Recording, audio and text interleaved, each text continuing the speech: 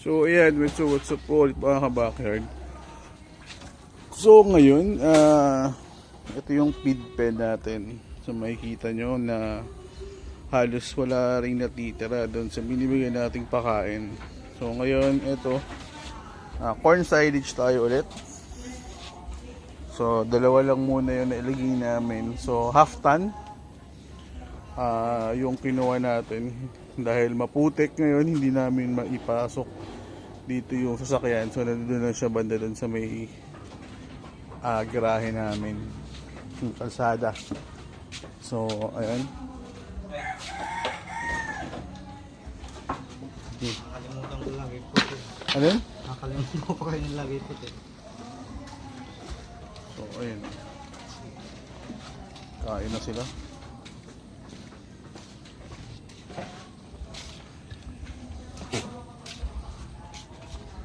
So ito yung quality ng corn silage na nakukuha namin from Nueva Ecija.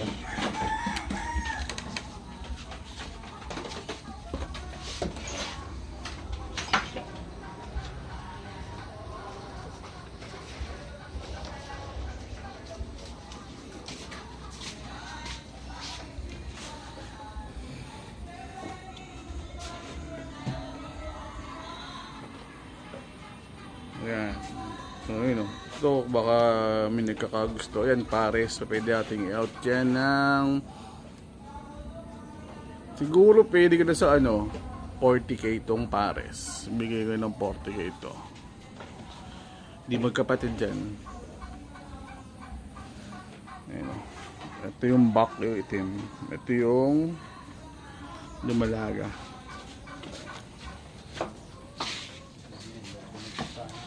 Ito yung nanay niyan, yung brown.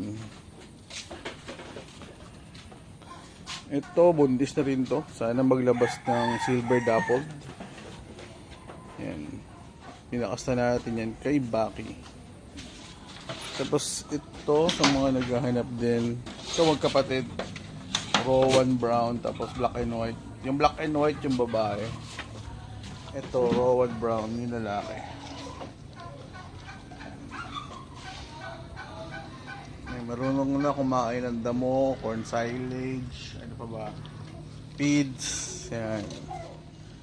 So ayun po, baka may mga kailangan kayong nagkambing pang upgrade sa inyong mga alaga. So ito, itong Rowan brown, pwede ko ibigay ito ng 15. Tapos ito sa babae, 20 to 25,000 tayo. Depende sa pag-usap natin. Yan. Ito, benching ko rin. Pero kung dalawa bibili nyo, bibili ko 40. Kung bibili nyo yung dalawang babae, bibili ko sa inyo ng 40. Ayan. So, may mga deals naman tayong pwede pag-usapan. Ayan. So, marami kaming available ngayon. Mga walay na yan, so hindi lang namin inaalis sa may nanay pa. Medyo kulang yung pwesto kasi pag dilipat namin sila doon, nag-aaway sila. So yun lang. Sa mga naghahanap, marami tayong available.